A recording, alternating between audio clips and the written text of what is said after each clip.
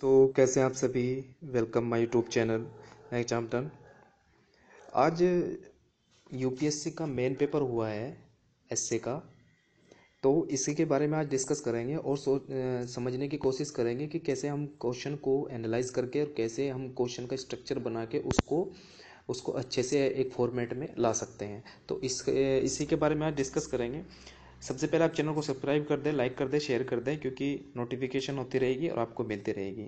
Discuss करते हैं आज के जो मेन पेपर हुआ है एसए का, तो उसके बारे में आज डिस्कस करते हैं। सबसे पहले आपको मालूम होना चाहिए एसए का जो पेपर होता है उसमें 1000 वर्ड से 1200 वर्ड तक लिखना होता है। 2 निबंध आपको लिखने होते हैं, 2 ऐसे आपको लिखने होते हैं। 125 नंबर का एक क्वेश्चन होता है और 125 नंबर का एक ऐसे होता है। दोनों को आपको मिला के लगभग 250 नंबर का पेपर बन जाता है। और ये आपको इसके लिए दिए जाते हैं 3 घंटे। 3 घंटे में आपको 90 मिनट एक क्वेश्चन के लिए मिलती है और 90 मिनट एक क्वेश्चन के लिए मिलती है। इसमें आपको सबसे मेन इंपॉर्टेंट आपका जो स्ट्रेटजी होनी चाहिए इस क्वेश्चन को हल करने की, इस निबंध को हल करने की, वो होनी चाहिए कि सबसे पहले आप इसमें 15 मिनट तक तो आप ऐसे ही लिख सकते हैं कि आपको कैसे इस क्वेश्चन को अचीव करना है और कैसे इसके जो की पॉइंट है उसको लेकर चलना है। और उसको लेने के बाद फिर आपको उस तरीके से स्ट्रक्चर वाइज उस क्वेश्चन को हल करते चलना है। तो सबसे पहले मैं आपको इसे बताने की सिंपल सी बात यही कोशिश कर रहा हूँ कि आपको स्ट्रक्चर वाइज आपको क्वेश्चन को लिखना होगा, तब जाके आपके अच्छे से अच्छे मार्क्स आपको ऐसे में मिल पाएंगे। तो ये इस सीरीज का पहला लेक्चर है। मैं आपको जो आने आने वाले जो मेंस एग्जाम है, जैसे GS1 हुआ, GS2, GS3, GS4, ऑप्शनल के PSIR का, मैं आपको स्ट्रक्चर वाइज आपको सारी चीज़ें आपको बताऊंगा। पहले ये एसए का आज पेपर हुआ है 16 सितंबर को, ये जो पेपर हुआ है उसके मैं आज एनालाइज करा रहा हूँ, आपको डिस्कस करा रहा हूँ आपके सामने। तो पहले पेपर को आज डिस्कस करते हैं। मालूम होना चाहिए आपको 2 सेक्शन होते हैं। सेक्शन ए के अंदर 4 ऐसे आते हैं, सेक्शन बी के अंदर भी 4 ऐसे आते हैं। पिछले साल के मुकाबले इस साल बहुत ही ज़्यादा, मतलब बहुत ज़्यादा तो नहीं कह सकते, लेकिन 40% तो कह ही सकते हैं कि इजी पेपर आए हैं। इजी पेपर का मतलब कह सकते हैं कि फिलोसफिकल क्वेश्चन इतने नहीं है जितने पिछले साल के मुकाबले थे।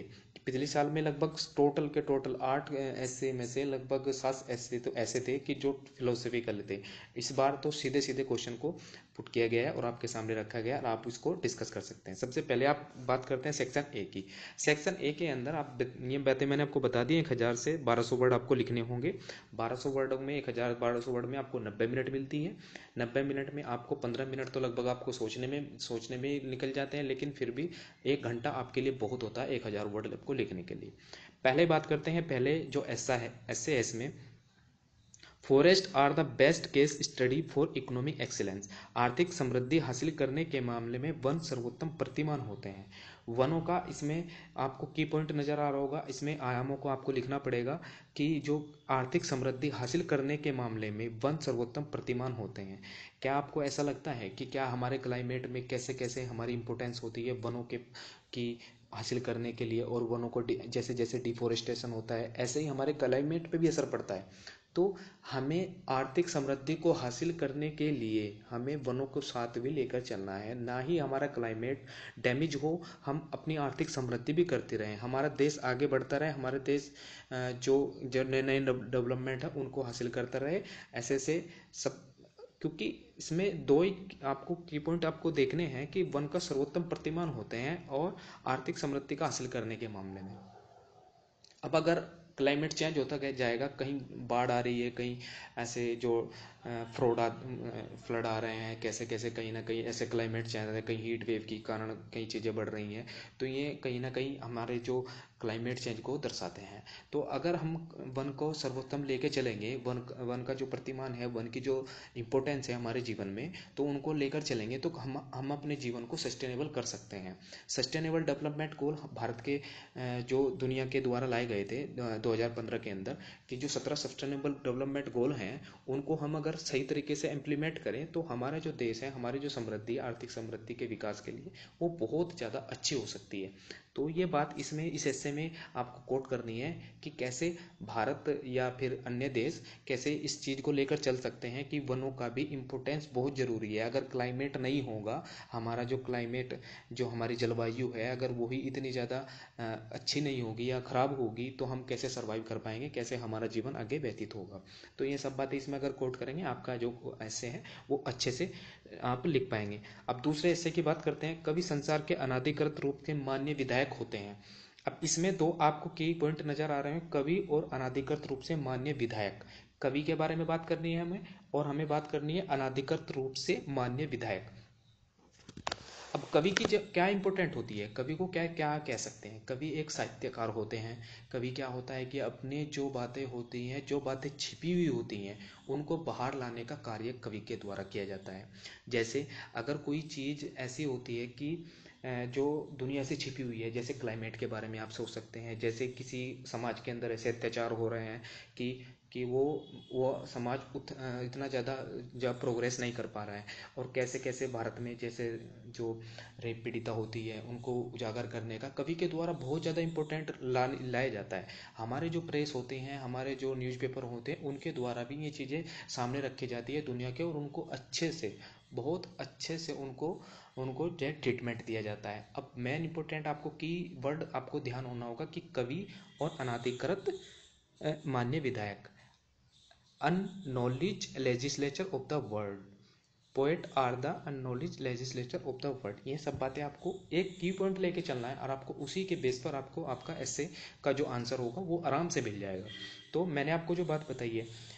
अब अनाधिकृत रूप से मान्य विधायक के बारे में बात करते हैं। विधायक का क्या मतलब होता है। विधायक का सिंपल सिंपल अर्थ होता है कानून का निर्माण करना। कानून का निर्माण तभी किया जाता है जब हम अपने आप को ऐसे कोट करेंगे या ऐसी चीज़ों को सामने रखेंगे जिससे कि दुनिया में जो चीज़ गलत है उसको अच्छे से इम्प्लीमेंट करें, या फिर उनको जो चीज़ गलत है उनको सही तरीके से सामने लाएं, या फिर उनको गलत हो रहा है उनको उजागर करें और उसको सुधारा जाए।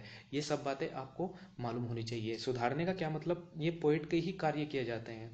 आपको साहित्यकार के अंदर क्या होता है, जैसे जो साहित्य है, मेन इंपॉर्टेंट इसका जो इफेक्ट देखा जा सकता है, हमारे जो स्वतंत्रता संग्राम में जो हिस्सा लेते थे लोग, जो हमारे स्वतंत्रता सेनानी रहे हैं, जैसे बहुत जो लेखककार रहे हैं, जो भगत सिंह जी आप देख सकते हैं, वो बहुत अच्छे पोइट रहे हैं। उन्होंने अपनी जो बायोग्राफी है और जो ऐसी ऐसी चीज़ें लिखी थी वो जेल में रहकर लिखा करते थे। तो सबसे मेन इंपॉर्टेंट कमल से ही ताकत होती थी। तो इन चीज़ों को भी आपको इम्प्लीमेंट कर देना है कि हमारे जो स्वतंत्रता संग्राम के अंदर बहुत महत्वपूर्ण भूमिका रही है कवियों की। जैसे कवि के द्वारा जो चीज़ अंग्रेजों के द्वारा लाई गई है, जैसे जैसे काला कानून लाया गया था, तो कवियों के द्वारा ही तो उजागर किया गया। तभी तो लोगों के मन में गया कि ये चीज़ें गलत हैं, ये चीज़ें भारत के लिए गलत हैं, भारत की जो समृद्धि के लिए गलत हैं, तो भारत पर अत्याचार हो जाए। ये सिर्फ चीज़ें कवियों के द्वारा ही लाई गई, सामने उजागर किया गया कवियों के द्वारा। तो ये बातें आपको एक इम्पोर्टेंट कवि के माध्यम से आपको समझानी होगी। और अनाधिकार विधायक के बारे में भी आपको ये सब बातें लिखनी होगी कि कवि एक नियम बनाने वाला है। कवि क्या है, कवि एक चीज़ों को जो छुपी हुई होती हैं उनको उजागर करने वाला होता है। ये तो बात हुई आपके जो एस्से नंबर 2 है उसकी बात हुई। अब बात करते हैं तीसरे नंबर एस्से की। जो तीसरा क्वेश्चन है आपका एस्से का, इतिहास वैज्ञानिक मनुष्य से रूमानी मनुष्य पर विजय हासिल करने का एक सिलसिला रहा है। अब आपको इसमें दो चीज नजर आ रही होंगी, इतिहास वैज्ञानिक मनुष्य के रूमानी मनुष्य और वैज्ञानिक मनुष्य। रूमानी मनुष्य और वैज्ञानिक मनुष्य। वैज्ञानिक मनुष्य क्या होता है, वैज्ञानिक मनुष्य वो होता है जो अपने तर्क के आधार पर चीजों को सामने रखता है। रूमानी मनुष्य क्या होता है, रूमानी मनुष्य वो होता है जो अपनी जो रूढ़िवादिता है, जो पिछली परंपरा चलती आ रही है उनको सामने रखता है, भावनाओं में होकर सामने रखता है। तो आपको ये दो चीजें आपको लेकर चलनी है, वैज्ञानिकों को और रूमानी को। वैज्ञानिक और रूमानी, जो रूमानी का मतलब मैंने आपको समझा दिया। तो दोनों को आपको कॉन्ट्रडिक्शन करके, आपको इन चीज़ों को आपको वर्सेस करके इनको इनके दोनों के आप में मतभेद या फिर इनको अच्छे से लेके चलना है। अब कैसे बात का मैं बताता हूँ। आप चाहे तो ले लें नवपाषाण काल से लेकर चलते हैं और आधुनिक भारत तक आप इस चीज़ का चर्चा कर सकते हैं कि कैसे कैसे तर्क के आधार पर या वैज्ञानिक गतिविधियों के आधार पर एक समाज का उत्थान किया गया है, एक समाज का प्रोग्रेस किया गया है, एक समाज को बहुत अच्छे से कहीं से गंदगी से उठा के उसको अच्छे से इम्प्लीमेंट करके उसके जीवन को सुधारा गया है। इसका एक उदाहरण मैं आपको दे सकता हूँ। एक उदाहरण इसका मैं आपको एक मैन इंपॉर्टेंट उदाहरण दे सकता हूँ। आपने यूरोप का उद्योगीकरण सुना होगा। यूरोप में जब उद्योगीकरण लाया गया लगभग 1400 साढ़े 1400 के बाद में 1500 के पास आसपास, तो उस टाइम पे क्या हुआ था, उस टाइम पे जो चर्च हुआ करते थे उनकी सबसे ज़्यादा अच्छी स्थिति हुआ करती थी, में ही सब कुछ चीज़ होल्ड किया करते थे, में ही सब चीज़ों को चलाया करते थे चर्च के द्वारा। तो वो क्या हुआ, रूमानी मनुष्य हुए में रूमानी मनुष्य। जब उद्योगीकरण आ गया और तर्क के आधार पर ये चीज़ों को सामने रखा जाने लगा, तो वो कौन हुआ, वैज्ञानिक मनुष्य। तो वैज्ञानिक मनुष्य और रोमानी मनुष्य ऐसे ही भारत के संदर्भ में ले लेते हैं। भारत के संदर्भ में आप देख सकते हैं कि जैसे हमारी जो जो कुछ कुरीतियाँ ऐसी रही हैं, जैसे अपरिस्थितता रही है, जैसे अनटचेबिलिटी रही है, तो ये रोमानी रही हैं। और जो तर्क के आधार पर जब हमने चीज़ों को सीखना पड़ा, और जब जैसे जैसे जो महात्मा बुद्ध जी हैं उनके द्वारा एक पुनः जागरण लाया गया, और जो हमारे लगभग जो हमारे कवि हैं उनके द्वारा ये चीज़ें उजागर की गई कि हमारे देश में जो सबसे मेन इम्पोर्टेंट जो अनटचेबिलिटी है, या फिर किसी समाज का ऐसे नीचे जाति के लोगों को अप्रत्यास्थता का, ये सब चीज़ें बाबा साहेब अम्बेडकर के द्वारा ये चीज़ें सामने रखी गई। तो ये सब चीज़ें क्या होती हैं, ये जो रूढ़िवादिता चली आ रही है उनको रूमानी कहा गया है, और वैज्ञानिक जो मनुष्य है उनको हम तर्क के आधार पर एनालाइज करते हैं। ये सब चीज़ें अगर आप अपने इस ऐसे में लिखेंगे तो आपका ऐसे बहुत अच्छे से कोट होगा, और बहुत अच्छे से आप इसे लिख पाएंगे। तो मैं आपको सिर्फ बातें इतनी ही बताना चाह रहा हूँ कि कैसे कैसे आप इसमें चीज़ों को एनालाइज करके कैसे कैसे इसमें कोट कर सकते हैं। अपने आप ले लीजिए, चाहे किसी क्लाइमेट एक्शन पे ले लीजिए, या फिर किसी जलवायु पे, या मनुष्य के, या जो भी आपका इन्वायरमेंट है उसके आधार पर ले लीजिए, आपका क्वेश्चन ईजिली आपका हल हो जाएगा। अब बात करते हैं चौथे एस्से की। जो फोर्थ एस्से है आपका सेक्शन ए का, जहाज बंदरगाह के भीतर सुरक्षित होता है, परंतु इसके लिए तो वह होता ही नहीं है। A ship is harbour is safe, but that is not what ship is for. अब बात करते हैं पहले अपने जीवन के ऊपर से ले लेते हैं, अपनी लाइफ के ऊपर ले लेते हैं। कैसे हम अपने लाइफ में सबसे मेन इंपॉर्टेंट का क्या कार्य करते हैं कि अपनी चीज़ को जितना ज़्यादा ईजी हो सके वो बनाया जाए। कैसे हम चीज़ों को अगर इम्प्लीमेंट अच्छे से करना जानते हैं, जैसे अगर हमने क्या किया, हम पढ़े पढ़े हैं कि हम कोई रिस्क नहीं ले रहे हैं। कैसे कोई किस रिस्क नहीं लिया जा रहा है, ना ही किसी के द्वारा हम ऐसा डेवलपमेंट करने की कोशिश कर रहे हैं, ना ही हम ऐसा कुछ काम कर रहे हैं जिससे हमारी आगे के आने वाला जीवन है जो जो हमें जो अच्छे से डेवलपमेंट करेगा हमारे जीवन का, उसके लिए हम रिस्क नहीं ले रहे हैं। तो रिस्क लेने का मतलब इसमें सबसे मेन इंपॉर्टेंट बात यही है कि अगर रिस्क नहीं लोगे तो आगे आपका डेवलपमेंट नहीं होगा। जहाज बंदरगाह के भीतर तो सुरक्षित होता है, अगर आप अपने घर में सुरक्षित हैं तो इसका मतलब ये नहीं कि आप बाहर जाके किसी की आलोचना के नीचे दब सकते हैं, या किसी के बाहर जाके आप किसी भी तरीके से, तो आपको रिस्क लेना बहुत ज़्यादा इंपॉर्टेंट है। इसमें रिस्क की बात की गई है। अगर आप चीज़ों को कोट करेंगे, अपने लाइफ के ऊपर लेके चलेंगे, तो आप इसकी चीज़ों को ईजिली सोल्व कर पाएंगे।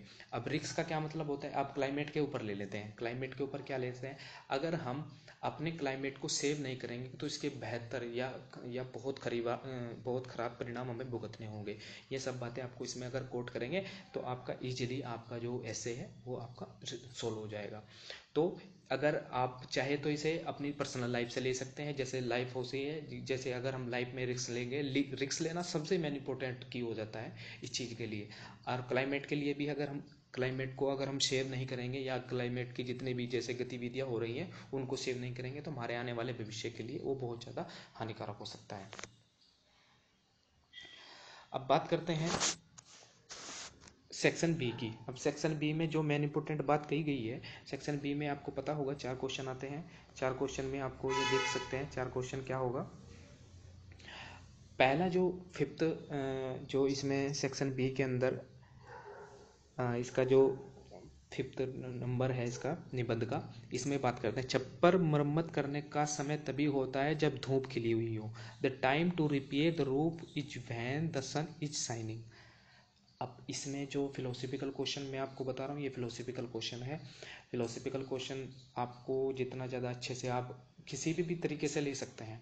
जैसे अगर हम इसको क्लाइमेट के ऊपर लें, क्लाइमेट के ऊपर कैसे लेंगे हम इसे, क्लाइमेट के ऊपर ऐसे लेंगे, अगर हमने ज़्यादा से ज़्यादा क्लाइमेट का या इन्वायरमेंट का दोहन किया तो इसके हमें गंभीर परिणाम भुगतने होंगे।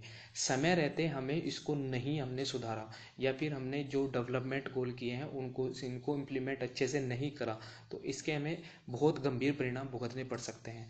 तो अगर इसको क्लाइमेट के ऊपर लेके चल दे, चाहे इसको एक लाइफ के ऊपर लेके चल दे, तो आपका जो ऐसे है वो इजीली सोल्व हो जाएगा। कैसे, अगर हम जैसे देख रहे हैं जैसे औद्योगिकरण के कारण कैसे कैसे दुनिया के अंदर कैसे मतलब इन्वायरमेंट का जो सबसे ज़्यादा दोहन हो रहा है, डिफोरेस्टेशन हो रहा है, पेड़ों को काटा जा रहा है, नदियों को कहीं पे बाढ़ आ रही है, कहीं पे सूखा हो रहा है, कहीं पे ऐसे ऐसे आपको क्लाइमेट चेंज का जो डिसबैलेंस है ना, जो आपको अगर इसमें अच्छे से कोट करेंगे ना अपने क्वेश्चन में, तो ये आपको सब देखने को मिल जाएगा।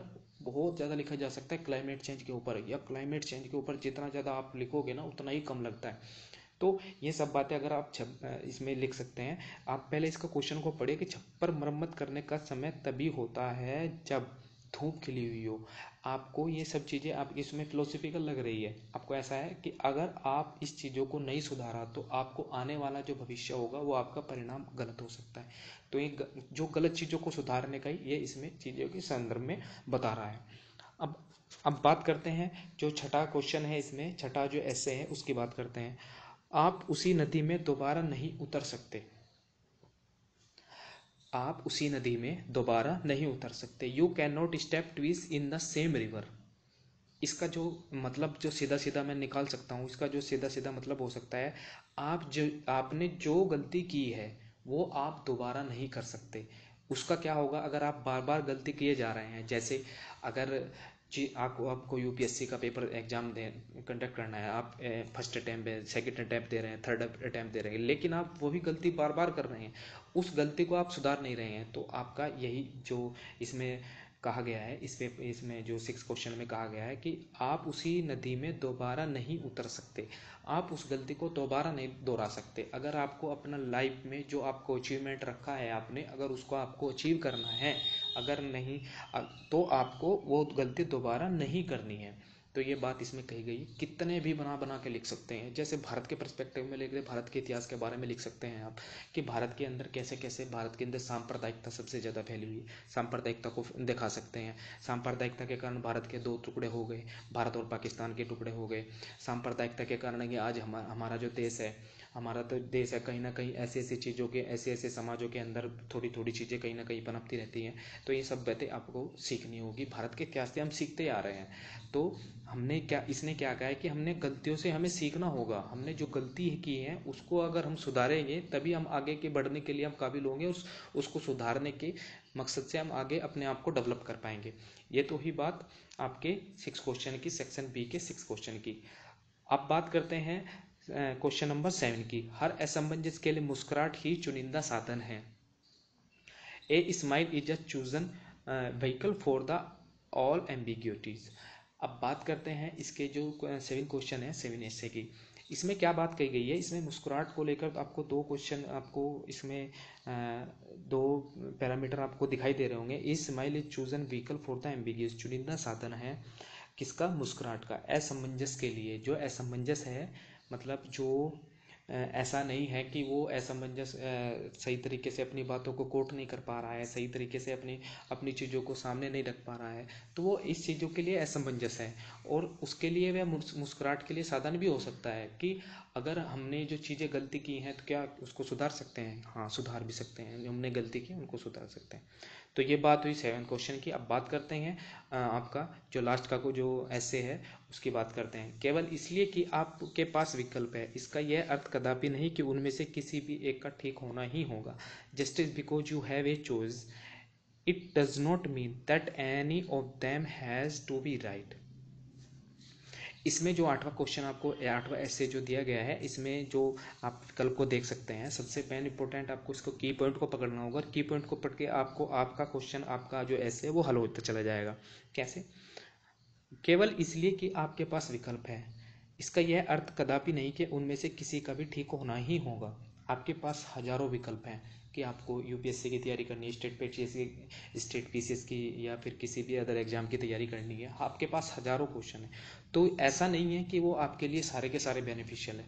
आपको उनमें से एक सेलेक्ट करना होगा, उस सेलेक्ट को लेके आपको अच्छे से उसी की तैयारी प्रिपरेशन करनी होगी, तब जाके आप उसको अच्छे से गोल पाएंगे। ऐसा नहीं कि आपने ऐसा इसकी तैयारी कर ली, इसकी तैयारी कर ली, आपके क्या हुआ कि आपने सारे ही जितने भी आपके एग्जाम है वो सब के सब डैमेज हो गए। तो आपको ये सब बातें आपको कोट करनी होगी इस क्वेश्चन में कि अगर हम अपने गोल को एक ही तरीके से, एक ही उसी आधार पर लेके चलेंगे, डिफरेंट वे में आधार पर वही लेके चलेंगे लेकिन डिफरेंट वे में, उसको तरीका, उसको हल करने के तरीके निकालने के लिए हमारे पास एक अच्छे से स्ट्रेटेजी होनी चाहिए। तो हम अपनी चीज़ को, हम अपने गोल को अचीव कर पाएंगे। इसका विकल्प तो हमारे पास बहुत होते हैं, विकल्प हमारे पास इतने होते हैं कि हम चीज़ों को हल कर सकते हैं, लेकिन हमारे हमारे अंदर वो क्रिएटिविटी होनी चाहिए, कि वो चीज़ें होनी चाहिए कि हम चीज़ों को कैसे हल कर सकते हैं। इसका अर्थ यह कदापि नहीं कि उसमें किसी को भी ठीक होना ही होगा। अब बात इसमें क्या कही गई है कि जो हमारा जैसे बात करते हैं हम क्लाइमेट पे ले लेते हैं, क्लाइमेट पे ले लें, चाहे अपनी पर्सनल लाइफ से ले लें, चाहे हम अपने इतिहास पे ले लें, लेना जरूर एक चीज़ पे है। चाहे अपनी आर्थिक समृद्धि पे ले लें, कैसे कैसे भारत की जो आर्थिक समृद्धि हुई है कैसे ले सकते हैं। भारत की जो हम इतिहास से ले लेते हैं, हम बात करते हैं भारत के इतिहास से। क्या भारत के अंदर जब जब मतलब भारत ने आक्रमण किया था, भारत के जो द्वारा जो हमारे भारत के देशवासियों के ऊपर जो अंग्रेज़ों का आक्रमण किया गया था, अंग्रेज़ों के जो कैसे कैसे भारत की जितनी भी आर्थिक समृद्धि को डैमेज किया गया अंग्रेज़ों के द्वारा, कैसे कैसे भारत की, ये सब चीज़ें अगर आप कोट करेंगे तो कैसे भी किसी को भी चीज़ को ले सकते हैं आप, किसी को भी आधार मान के आप अपने जो ऐसे है उसको अच्छे से विकल्प के आधार पर लिख सकते हैं। तो मैंने आपको ये बात समझा दी है, आपके दोनों सेक्शन हो चुके हैं, आपको अच्छे से आपको आना चाहिए, क्योंकि जितना भी आपका ऐसे होगा उसको आपको अच्छे से स्ट्रक्चर वाइज आपको समझाना होगा, तब जाके आपका जो ऐसे होगा वो प्रॉपर लाइफ के आपके अच्छे मार्क्स आपको दे जाएगा।